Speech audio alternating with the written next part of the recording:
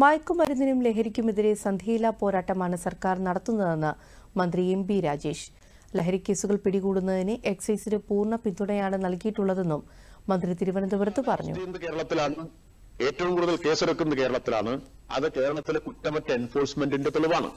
അതേസമയം കേരളത്തിൽ നിന്ന് കഴിഞ്ഞ വർഷം പിടിച്ച മയക്കുമരുന്നിന്റെ മൂല്യം 100 കോടിയിൽ താഴെയാണ്. ഇന്ത്യയിലാകെ പിടിച്ചത് 25,000 കോടിയാണ്. കേന്ദ്ര ഗവൺമെന്റ് തന്നെ ഔദ്യോഗിക പ്രസ് റിലീസ് ഇറക്കിയിട്ടുണ്ട്. PIBയുടെ പ്രസ് റിലീസ് ഉണ്ടല്ലോ. 25,000 കോടി ഇന്ത്യയിൽ നിന്ന് ഒരു വർഷം പിടിച്ചപ്പോ അത് കഴിഞ്ഞ വർഷം 16,000 ആണ്. ഒറ്റ വർഷം കൊണ്ട് അത് 25,000 കോടി കൂടി.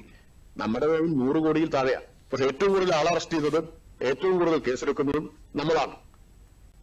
ഈ കഴിഞ്ഞ 10 കൊല്ലത്തെ കണക്കുണ്ട്. 10 കൊല്ലം കൊണ്ട് എക്കണോമിക് ടൈംസിൽ വളരെ വിശദമായിട്ടുള്ള ഒരു റിപ്പോർട്ട് വന്നിരുന്നു. 10 കൊല്ലം കൊണ്ട് കേരളത്തിൽ നിന്ന് പിടിച്ച ഏറ്റവും കൂടുതൽ ആളെ അറസ്റ്റ് ചെയ്യുന്ന, ഏറ്റവും കൂടുതൽ കേസെടുക്കുന്ന കേരളത്തിൽ നിന്ന് പിടിച്ച മയക്കുമരുന്നിന്റെ മൂല്യം 547 കോടിയാണ്.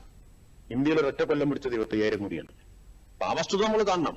എന്നാൽ ഇതിന്റെ സോഴ്സിലേക്ക് എത്തണമെങ്കിൽ വിവിധ സംസ്ഥാനങ്ങളിലെ ഏജൻസികൾ, കേന്ദ്ര ഏജൻസികൾ ഏകോപിച്ച് പ്രവർത്തിക്കണം.